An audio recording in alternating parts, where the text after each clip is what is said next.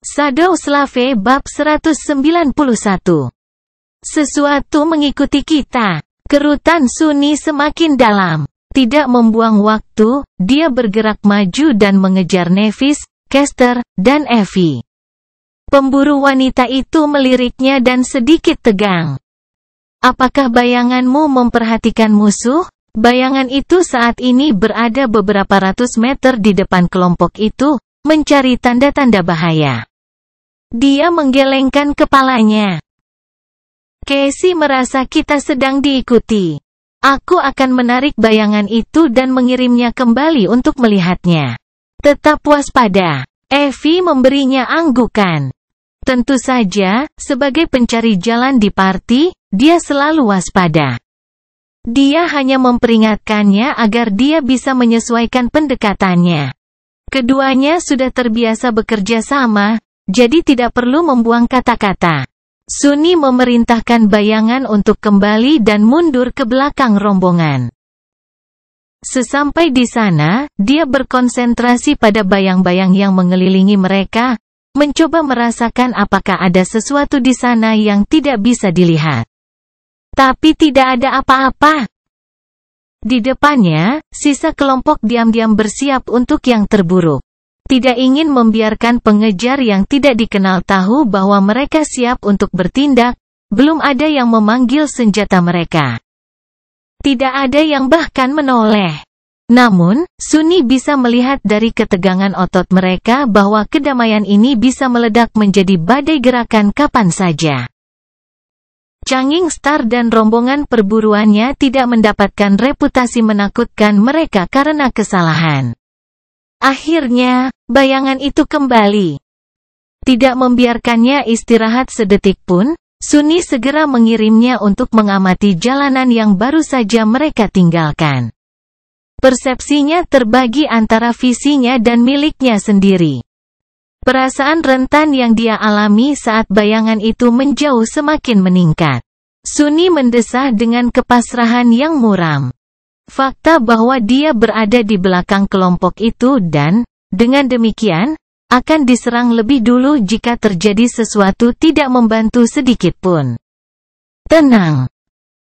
Anda bahkan tidak tahu apa yang melacak kelompok itu. Beberapa saat kemudian, bayangan itu tersembunyi dengan aman di kegelapan reruntuhan bangunan, mengamati perempatan yang harus dilalui seseorang untuk mengikuti mereka. Sunni terus berjalan, pura-pura tidak tahu apa-apa. Beberapa detik berlalu dalam keheningan yang mencekam, lalu beberapa detik lagi. Kamu ada di mana? Apa yang kamu? Bergantung pada sifat pengejar misterius itu, tanggapan mereka akan berbeda. Jika itu adalah makhluk mimpi buruk, mereka harus melawannya atau mencoba menghilangkan baunya. Namun, jika makhluk itu ternyata adalah salah satu eksistensi yang benar-benar mengerikan yang mengintai reruntuhan kuno, maka segalanya akan menjadi sangat rumit. Ada juga kemungkinan lain. Dan itu adalah bahwa mereka tidak dikejar oleh monster, melainkan oleh manusia. Sebuah tim pemburu mungkin telah dikirim oleh Gun Lauk untuk menyergap Changing Star dan orang-orangnya. Jika itu yang terjadi, sejujurnya, Sunni tidak tahu apa yang akan terjadi. Namun, dia yakin akan kemampuan mereka untuk menahan serangan dari tuan rumah, bahkan jika musuh memiliki keunggulan jumlah. Yang lain tampaknya memiliki pemikiran yang sama. Setelah beberapa menit berlalu, bayangan itu akhirnya menyadari adanya gerakan. Seseorang berjalan perlahan di tengah jalan, bahkan tidak berusaha menyembunyikan kehadirannya. Awalnya, Sunni mengira itu adalah salah satu Revenant yang menghuni Dark City. Sosok itu, meski berpenampilan manusia, anehnya bengkok, dengan jubah gelap tanpa hiasan menyembunyikan anggota tubuh dan wajahnya. Tapi kemudian, Sunni tiba-tiba merasakan ketakutan yang dingin mencengkeram hatinya. Dia mengenali mata berkaca-kaca itu. Wajah pucat mengerikan yang menakutkan begitu banyak orang. Harus. Itu harus. Tukang daging pembunuh yang telah mencabik-cabik Jubei dengan tangan kosong, algojo kejam Gunaluk, dan pedang tersembunyi.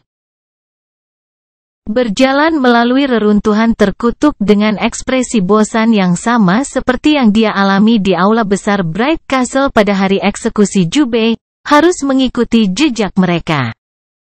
Gunlauk tidak mengirim lusinan pemburu untuk menyergap Changing Star. Sebaliknya, dia hanya mengirim satu orang. Suni menggigil. Brengsek. Kenapa? Kenapa aku begitu takut pada pria itu? Tapi dia tahu kenapa. Itu karena, jauh di lubuk hati, dia merasa bahwa mereka sama. Harus adalah personifikasi dari segala sesuatu yang ditakuti Suni. Mencoba menghilangkan rasa takutnya, Suni berjalan ke depan dan melirik Nevis. Kemudian, dia berkata dengan suara serak, itu.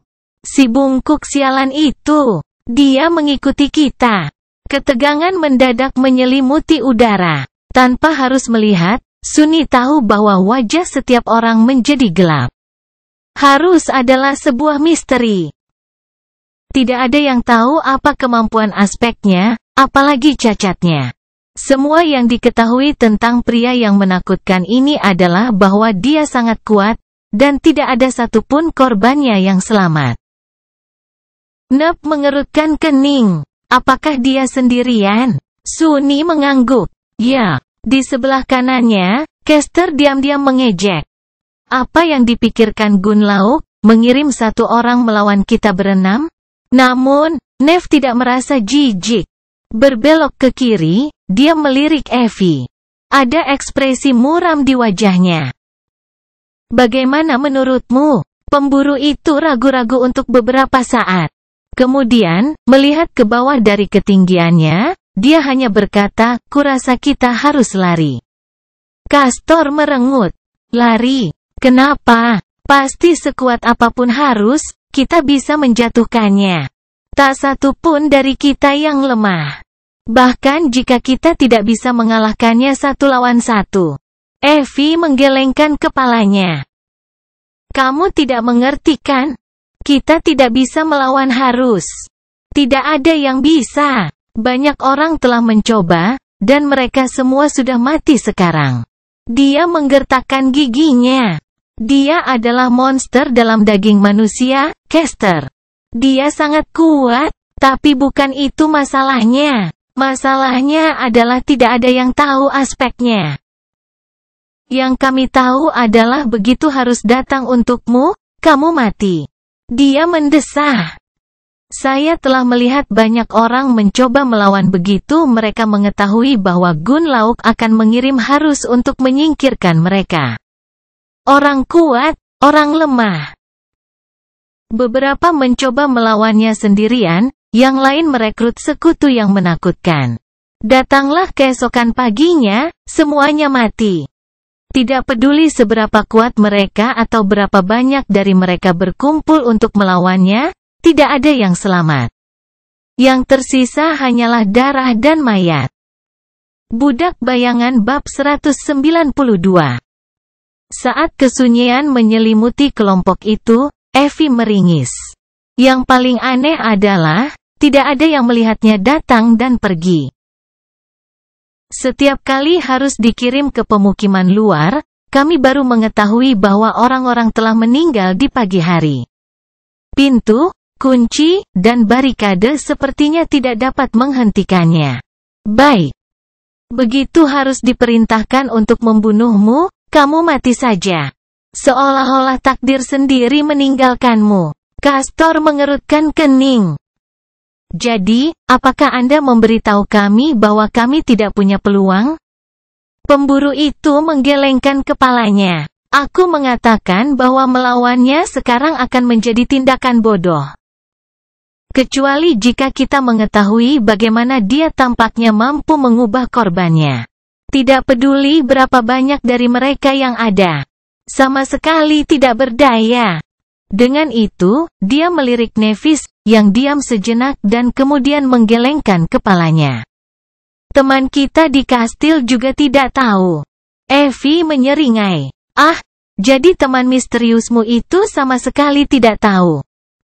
Nah, kalau begitu, saranku berlaku.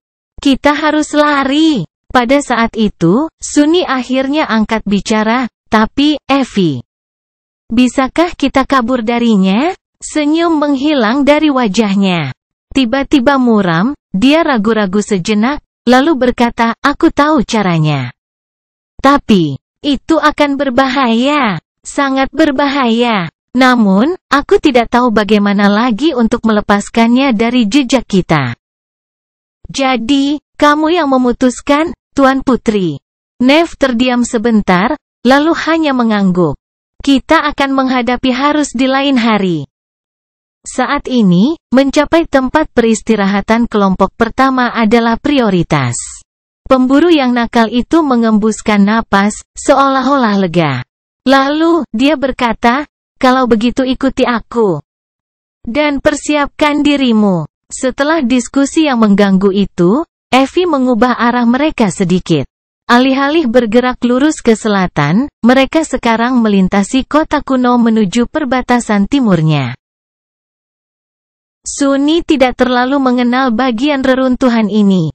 Selama beberapa bulan terakhir, dia kebanyakan tinggal di utara Bright Castle, terkadang menjelajah timur laut. Dia menjauh dari wilayah barat karena mereka lebih dekat ke Crimson Spire, dan tidak banyak menjelajahi selatan karena terlalu jauh dari katedralnya. Terakhir kali dia berada di sini adalah pada hari pertarungan berdarah melawan Messenger Spire. Saat itu, mereka menuju reruntuhan mercusuar yang pernah berdiri di dekat tembok kota kegelapan yang tak tertembus. Bukannya dia punya banyak waktu untuk mengamati sekeliling. Hampir semua perhatiannya terkonsentrasi pada Harus, yang mengikuti mereka seperti anjing pemburu. Dia sama sekali tidak suka menatap si bungkuk yang mengancam itu. Kenapa kamu tidak pergi melawan makhluk jatuh dan mati, bajingan? Namun, Harus sepertinya mengetahui reruntuhan itu sebaik Evie. Dia entah bagaimana menghindari makhluk terburuk di jalannya sementara tidak pernah kehilangan aroma kelompok Changing Star. Pada satu titik, seorang Blood Fiend menyerangnya dari bayang-bayang bangunan bobrok. Algojo Gunlauk hanya mengangkat tangan dan menghancurkan tengkorak makhluk mimpi buruk dengan satu pukulan malas. Dia bahkan tidak berkedip. Masalah besar. Aku juga membunuh banyak dari mereka. Namun, Sunny harus mengakui bahwa dia sangat terkesima oleh kekuatan pembunuh bungkuk itu. Mungkin karena dia tidak bisa menghilangkan perasaan bahwa pada akhirnya, hanya satu dari mereka yang akan tetap hidup. Dan dia tidak yakin yang mana. Segera, mereka mendekati hamparan tinggi tembok kota. Tidak terlalu jauh, sisa-sisa menara raksasa tergeletak miring, membentang jauh ke kejauhan. Bangunan tempat menara jatuh ribuan tahun yang lalu hancur dan berubah menjadi debu. Mercusuar kuno itu mungkin pernah dibanggakan dan megah sekali. Mungkin itu bahkan berfungsi sebagai simbol dari keinginan orang-orang di kota kuno, menyala sebagai mercusuar yang bersinar dalam kegelapan abadi malam terkutuk. Tapi itu sudah lama sekali jatuh. Sama seperti orang yang membangunnya. Setidaknya kehancurannya tetap ada. Penduduk kuno kota kegelapan baru saja menghilang, bahkan tidak meninggalkan tulang belulang. Sunny menghela napas.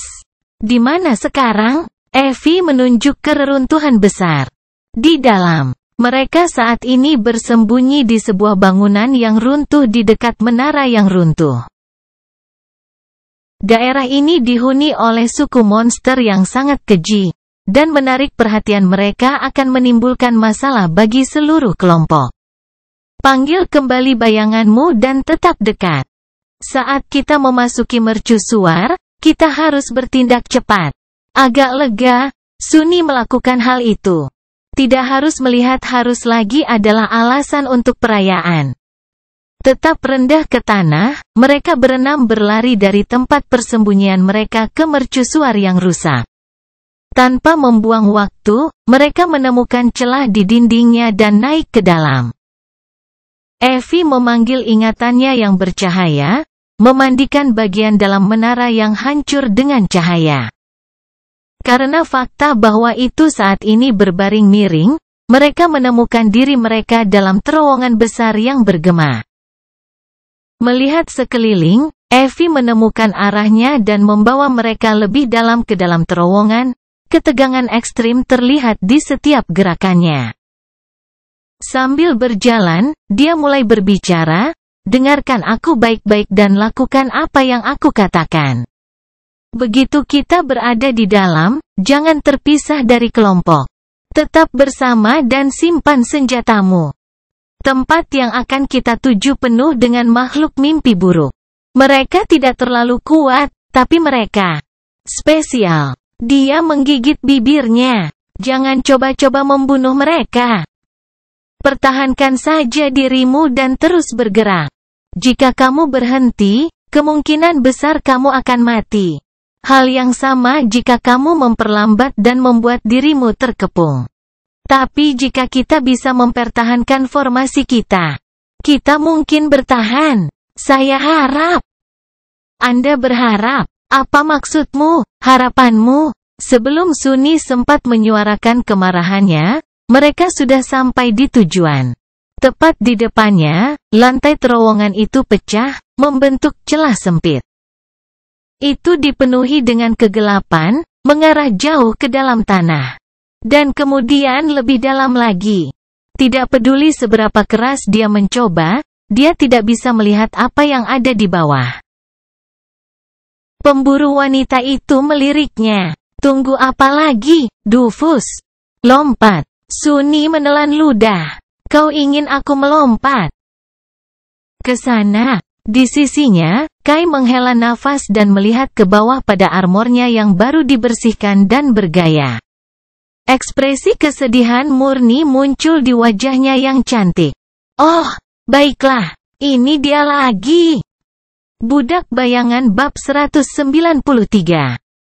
Tanpa membuang waktu, Nevis diam-diam melompat ke celah itu.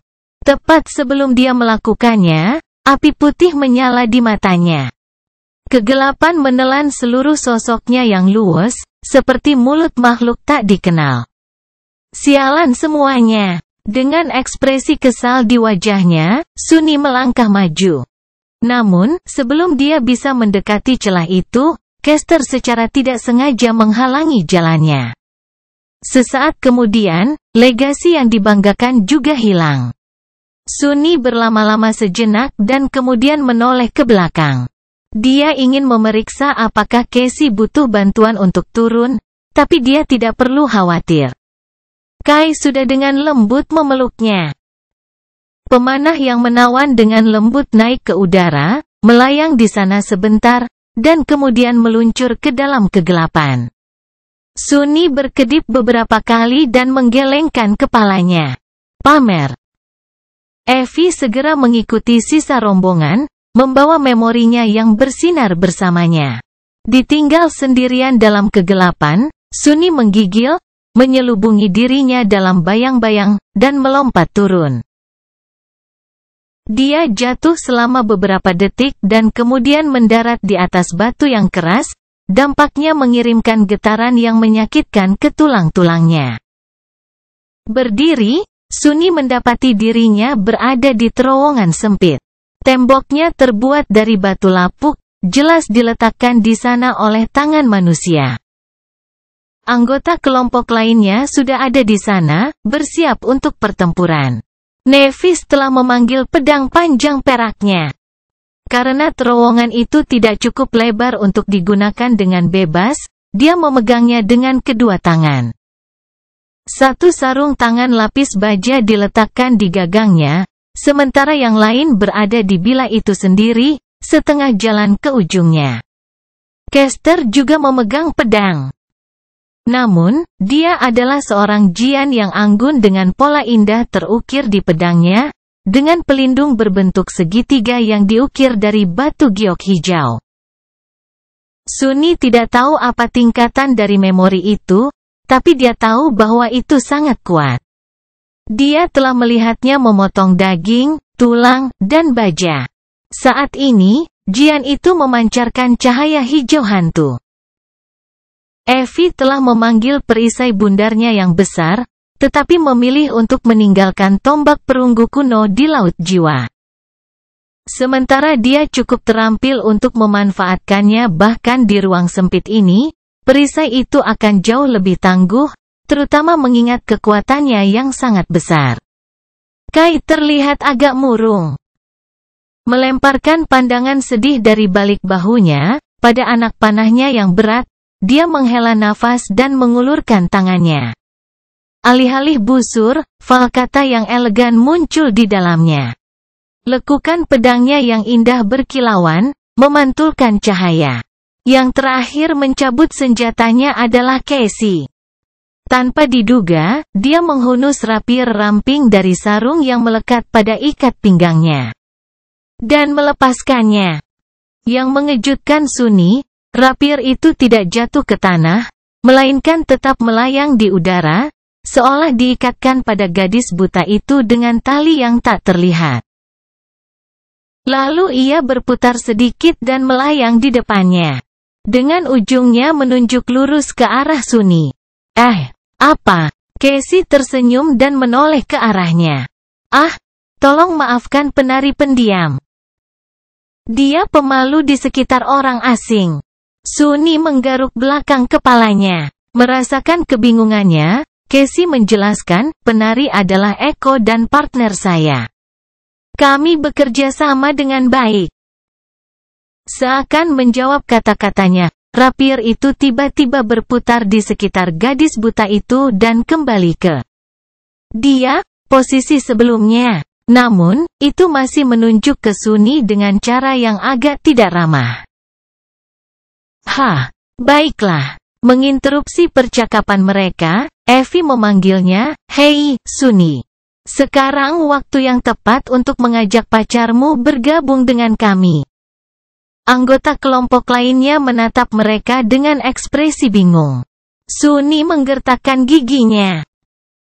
Berapa kali aku harus memberitahumu, dia bukan pacarku. Menyadari tatapan aneh yang orang-orang berikan padanya, dia menghela nafas. Effie, beritahu mereka. Pemburu wanita itu bahkan tidak terus menggodanya. Hanya fakta ini saja yang memberitahu Sunny betapa mengerikannya situasi mereka sebenarnya. Sunny juga punya Eko, dan yang paling kuat. Ayo, panggil dia. Dia melakukannya, dan sesaat kemudian, orang suci batu melangkah ke dalam terowongan keluar dari bayangannya. Mata rubinya terbakar dengan api merah dari balik pelindung helm. Monster pendiam itu sekilas melirik orang-orang yang berkumpul di sekitarnya, dan kemudian dengan acuh tak acuh berbalik untuk mengintip ke dalam kegelapan. Persis seperti itu, kelompok mereka yang terdiri dari 6 orang telah berubah menjadi kelompok yang terdiri dari 8 orang. Yah, jika rapier terbang yang murung dapat dihitung sebagai anggota. Tiba-tiba, suara yang jauh membuat semua orang membeku sesaat. Dengan ekspresi gelap, Effie melihat ke arah asalnya dan mendesah.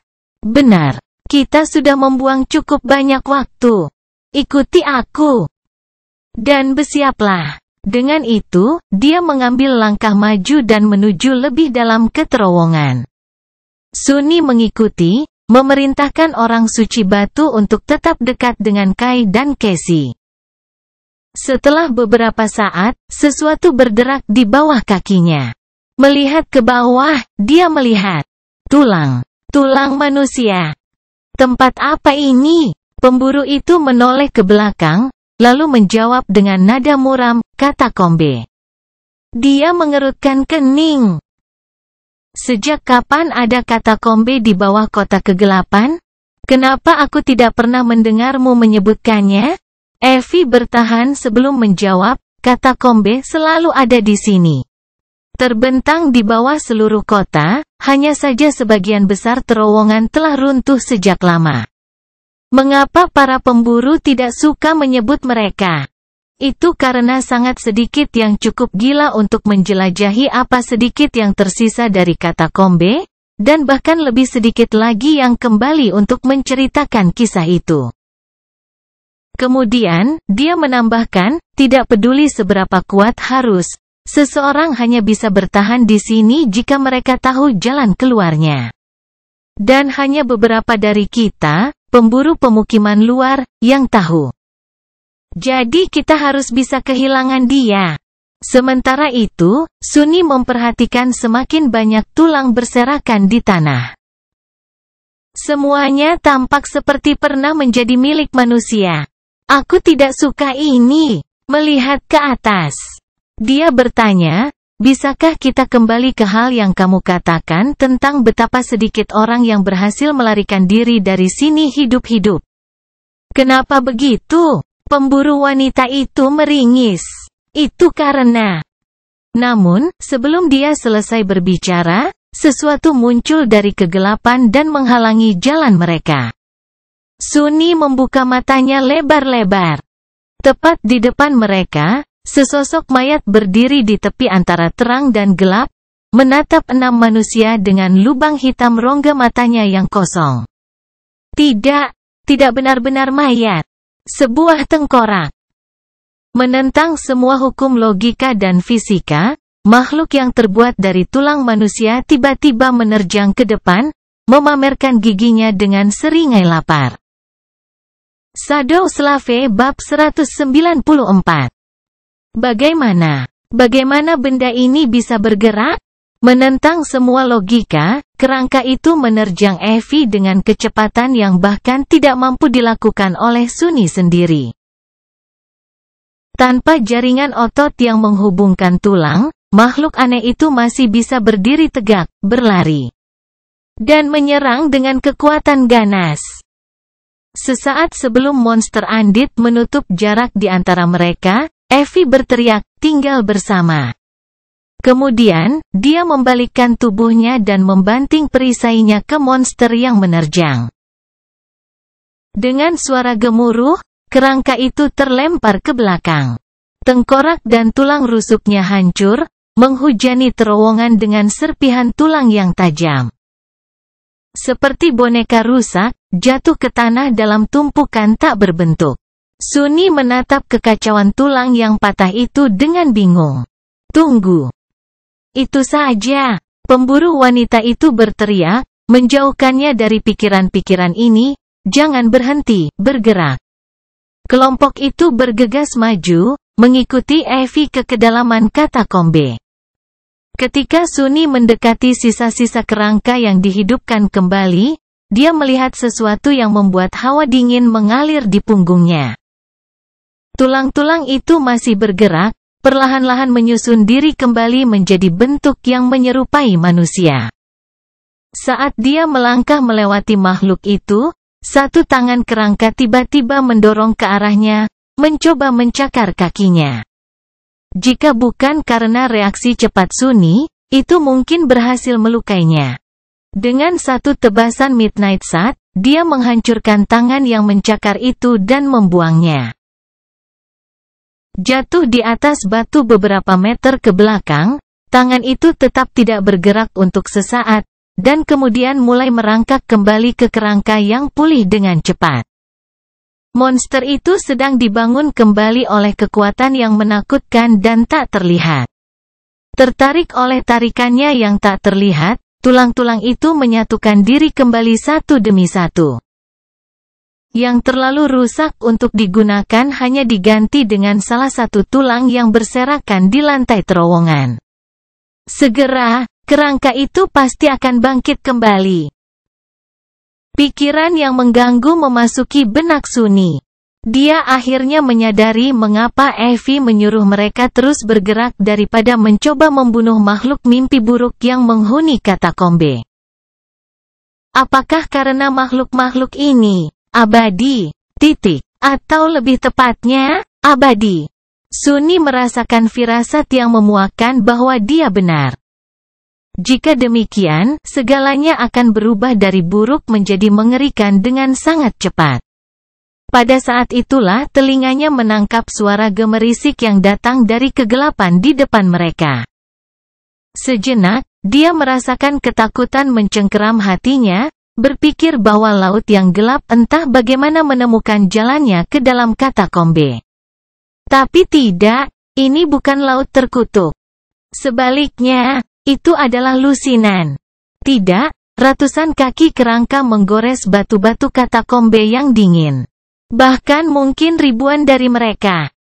Gerombolan monster andit yang menghuni katakombe datang untuk mencabik-cabik 6 manusia. Dengan seringai kebencian di wajahnya, Suni mencengkeram Midnight Sat lebih erat dan bergegas mengejar anggota kelompok lainnya. Ayo! Datang dan dapatkan, bajingan! Tak lama kemudian, makhluk mayat hidup ada di atas mereka. Pertama secara berpasangan, kemudian dalam kelompok kecil, kerangka haus darah menyerang mereka dalam aliran konstan. Muncul dari kegelapan katakombe, mereka menerjang kohort dalam pusaran cakar tulang dan gigi, masing-masing memiliki seringai kerangka menakutkan yang sama.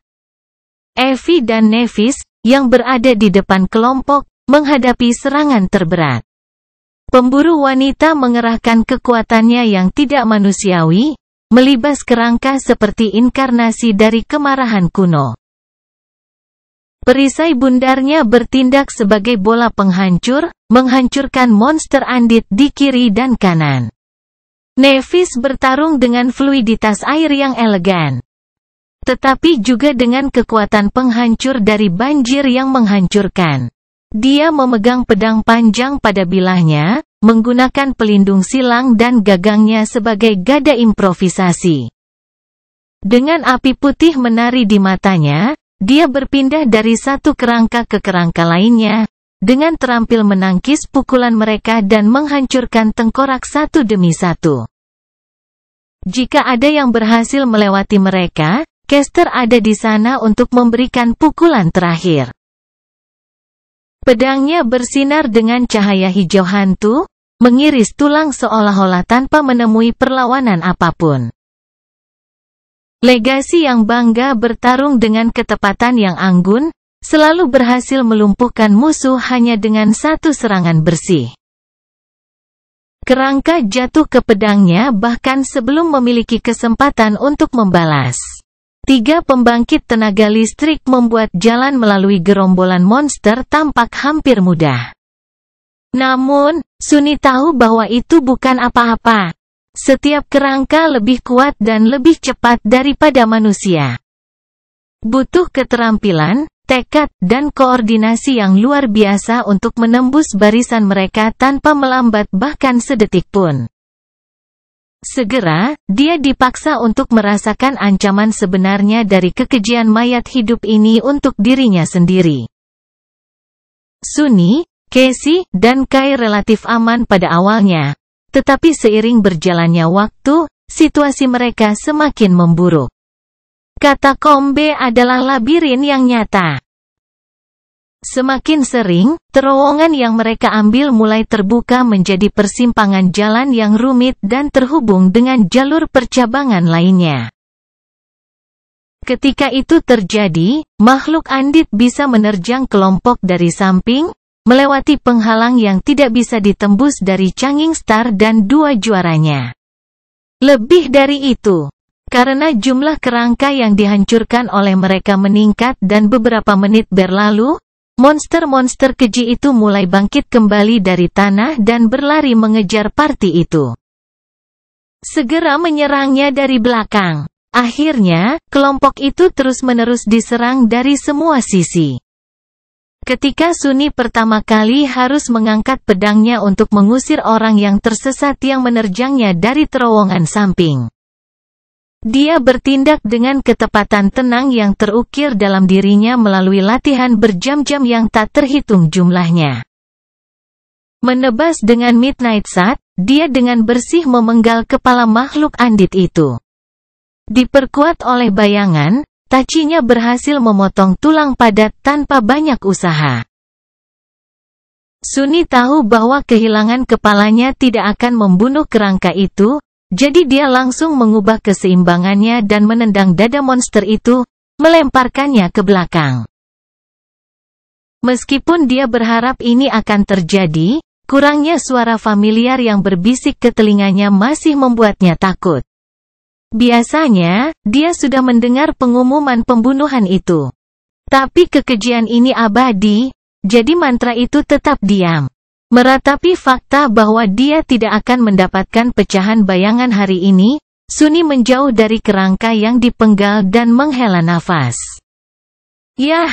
Setidaknya ini tidak seburuk yang kukira. Tapi hanya beberapa menit kemudian, dia sangat menyesal memikirkan kata-kata itu dengan keras. Shadow Slave Bab 195. Setelah kelompok itu dikepung dari segala sisi, Sunny, Casey, dan Kai harus bergabung dalam pertempuran dengan sungguh-sungguh. Sunny tidak terlalu mengkhawatirkan gadis buta dan pemanah itu karena mereka dilindungi oleh orang suci batu dan penari pendiam. Bayangannya mungkin adalah musuh terburuk yang bisa dihadapi kerangka haus darah. Bergerak dengan presisi dingin dari mesin pertempuran tanpa emosi, dia menggunakan pedang dan perisainya untuk membelokkan dan menghancurkan musuh yang berani mendekati mereka dari samping. Tarian anggun dan menghancurkan yang dia lakukan adalah pemandangan yang benar untuk dilihat. Penari pendiam melesat di udara, mendukung bayangan dan menutupi setiap celah yang tersisa di penghalang baja yang dibuat olehnya.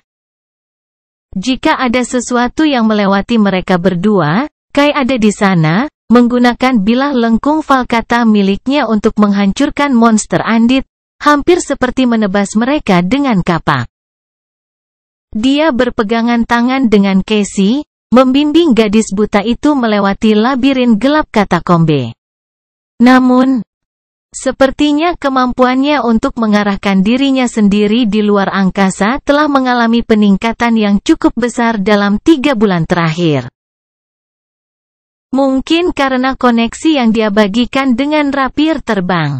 Dia sekarang bisa bergerak cepat tanpa menggunakan tongkat kayunya sebagai penyangga, setidaknya. Melihat mereka berdua, Sunny menjadi agak cemberut. Baik Kai dan Casey adalah orang-orang yang sangat cantik. Berpegangan tangan dan dikelilingi oleh kegelapan dan monster, dengan pemuda menawan yang mencengkeram pedang elegan, mereka tampak seperti gambar dari sampul buku. Mereka tampak sempurna bersama. Sunny, di sisi lain. Yah, setidaknya dia punya bayangan untuk menemaninya. Dan batu biasa. Namun, dia tidak punya banyak waktu untuk mengasihani diri sendiri. Karena dia adalah peran terpenting kedua dalam pertempuran sengit yang bergerak ini, menahan bagian belakang kelompok sendirian. Biarkan saya menunjukkan kepada Anda apa yang saya mampu. Saat semakin banyak kerangka bangkit dari tanah dan menyerang parti dari belakang, Sunny harus benar-benar memaksakan diri. Pada awalnya, dia hanya harus melawan satu monster andit dalam satu waktu. Terlepas dari kecepatan dan kekuatan mereka yang luar biasa, makhluk kerangka itu tidak terlalu sulit untuk dikalahkan. Mereka tampak hampir tidak punya pikiran, selalu menyerang dengan cara yang paling mudah. Tentu saja, orang yang kurang siap akan dicabik-cabik oleh makhluk-makhluk ganas ini sejak lama. Tapi Sunny bukanlah anak yang lemah dan tidak berpengalaman seperti 7 bulan yang lalu. Cobaan mengerikan di Forgotten Shore, serta tekadnya yang kuat dan keteguhan hatinya, telah mengubahnya menjadi makhluk yang menakutkan juga. Faktanya, dalam hal kekejaman murni, kerangka itu tidak memiliki apa-apa padanya. Membungkus Midnight Sat ke dalam bayangan untuk mengiris tulang-tulang keras monster andit dengan lebih mudah. Sunny menggunakan setiap kecakapan pertempuran yang telah dia pelajari dari latihannya dengan Stone Sein untuk menghancurkan musuh-musuhnya. Dengan mulus menganyam gerakan tegas dan tak tergoyahkan yang telah dia pelajari dari makhluk batu yang pendiam ke dalam gaya mengalir yang diajarkan kepadanya oleh Nephis. Dia membuat karya singkat satu demi satu kerangka. Pedangnya mengiris, menebas, dan menembus monster demi monster, membuat tulang yang patah beterbangan dan berserakan di tanah. Tentu saja, mempertahankan keadaan ini tanpa tertinggal dari kelompok tidaklah mudah. Sunny tidak pernah berlatih bertarung saat berlari, apalagi saat bergerak mundur. Namun, mengingat kata-kata Evie, dia tahu bahwa dipisahkan dari kelompok dan dikepung berarti kematian, dan dengan demikian memastikan untuk tidak terlalu jauh dari teman-temannya. Pada awalnya, situasinya tidak mudah, setidaknya dalam lingkup kemampuannya. Sunny bahkan berpikir bahwa ini adalah kesempatan yang sangat baik untuk mempraktikkan semua yang telah dia pelajari dalam seminggu terakhir. Terlepas dari kenyataan bahwa pertempuran ini benar-benar berbeda dari cara dia berburu monster sebelumnya, dia baik-baik saja. Kembali ke jalan-jalan kota kegelapan, dia berburu di malam hari, selalu menyerang musuh dari bayang-bayang dan bertujuan untuk menyelesaikan pertarungan dengan satu serangan. Inisiatif ada di pihaknya, jadi dialah yang menentukan alur pertempuran. Namun, saat ini, semuanya benar-benar terbalik. Sunny yang diserang, dengan musuh yang tiba-tiba muncul dari kegelapan dan langsung menerjang ke arahnya. Bersikap defensif, dia harus bereaksi terhadap serangan musuh sebagai lawan yang menyerang. Namun, dia mengelola. Dia telah mengantisipasi bahwa situasi seperti itu pasti akan terjadi dan memberikan fleksibilitas yang cukup ke dalam tekniknya untuk menahan segala jenis bahaya. Dia memang mempraktikkan pelajarannya, memperkuatnya di otot dan tulangnya. Lagi pula, seperti yang dikatakan Nephis, pelatihan 1000 jam tidak berdampak seperti satu pertarungan sungguhan. Tapi kemudian, perlahan, banyak hal mulai berubah. Setelah dia dengan kejam memotong beberapa kekejian Andit, tiba-tiba, dua menyerangnya pada saat yang sama. Sunny mengutuk dan merunduk ke samping, nyaris menghindari kepalanya dihancurkan oleh salah satu kerangka.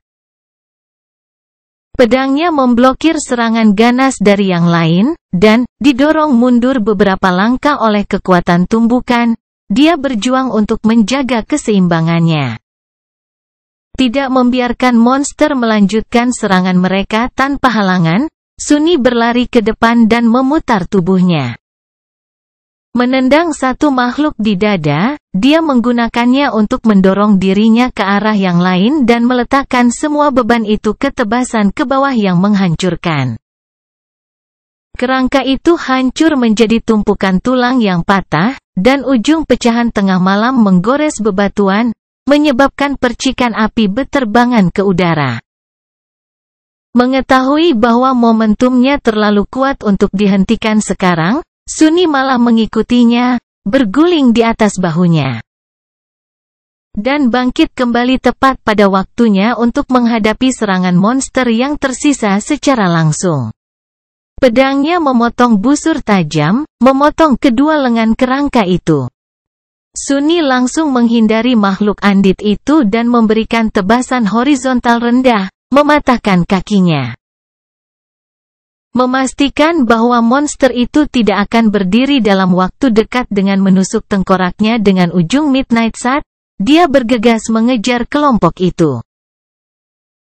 Sekilas melirik teman-temannya yang lain, dia memastikan bahwa mereka belum mati dan dengan cepat berbalik, siap menghadapi monster berikutnya. Kemudian, jantungnya berdetak kencang.